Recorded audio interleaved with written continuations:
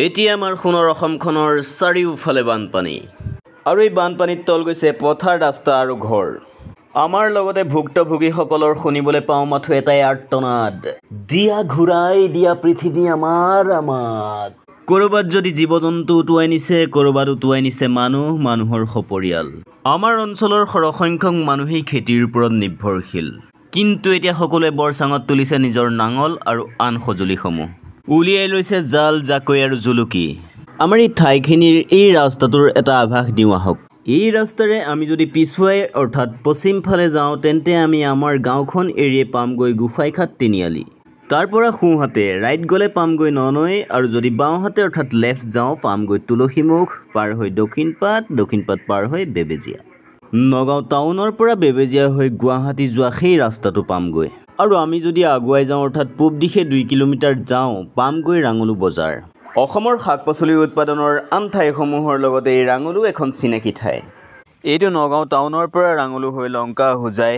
ডিমাপুৰ যোৱা national highway চিপকৈ উঠি অহা ৰাস্তাত পানী ফালি ই-ৰিক্সা বাইক চাইকেল লৈ আৰোহীৰ অহা যোৱা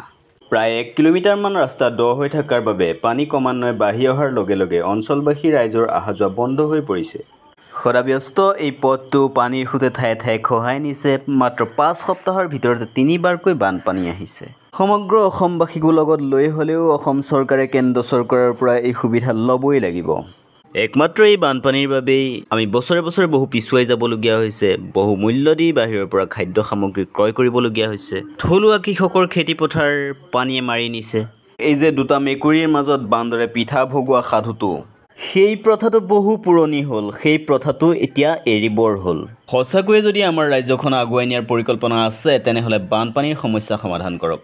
ৰাস্তাবোৰ আৰু আন উন্নয়নশীল কামবোৰ সঠিকভাৱে হৈছে নে নাই চকু দিয়ক আমাৰ ৰাইজসকলো অলপ সজাগ হওক ধৰক কথাবোৰ নধৰিলে নহ'ব যিসকল ঠিকাদাৰে এই কামবোৰ ভালকৈ নকৰে আৰু যিসকল মানুহে এই কামবোৰ কৰাত বাধা আৰোপ কৰে তেওঁলোক ভৱিষ্যত প্ৰজন্মৰ ঘূৰশত্ৰু তেওঁলোকে এটা কথা জানা উচিত যে এই পৃথিৱীৰ পৰা তেওঁলোকে একোটো লৈ যাব নোৱাৰি কিন্তু উন্নয়নশীল কামবোৰ এনেকৈ ধ্বংস কৰি থৈ যাব নালাগে আমাৰ প্ৰাপ্য আৰু অধিকাৰবোৰক কোনোবাই ভৰিৰে গছকি মোহাৰি যাব সেয়া সদায় সহ্য কৰি থকা নহ'ব যিয়ে আমাৰ অঞ্চললৈ উন্নয়নৰ বাবে কাম কৰিবলৈ আহে তেওঁলোকৰ সৈতে আমি বন্ধুত্বভাৱেৰে আমাৰ সুবিধা হোৱাকৈ কামসমূহ কৰি ল'ব লাগে পুৰণিকলীয়া অপুৰণি চিন্তাবোৰ বাদ দি নতুনক আদৰিবলৈ শিকিব লাগে সকলোৱে আমি সাধাৰণ ৰাইজে কাকো এই উদ্দেশ্য লৈ মন্ত্ৰী এমএলএ পাতা নাই যে আমি পৰিমল চাউলৰ ভাত খাই বোকা পানীৰ মাজত জীৱন নিৰ্বাহ কৰিম আৰু তেওঁলোকে বিলাসী জীৱন কটাব ৰাজ্যৰ দেশৰ উন্নয়নৰ নামত লোৱা টকা ৰাজ্যৰ দেশৰ উন্নয়নৰ কামতেই খৰচ কৰক এই যোগ বিয়োগ পূৰণ হৰণৰ অংকবোৰ সকলোৱে বুজি পোৱাকৈ কৰক সুবিধা হ'ব সুবিধা পাইছে বুলিয়ে নিজৰ ভঁৰাল ঘৰটো ডাঙৰকৈ সাজি তাক ভৰাই থকাৰ কথা ভাবি থাকিব নালাগে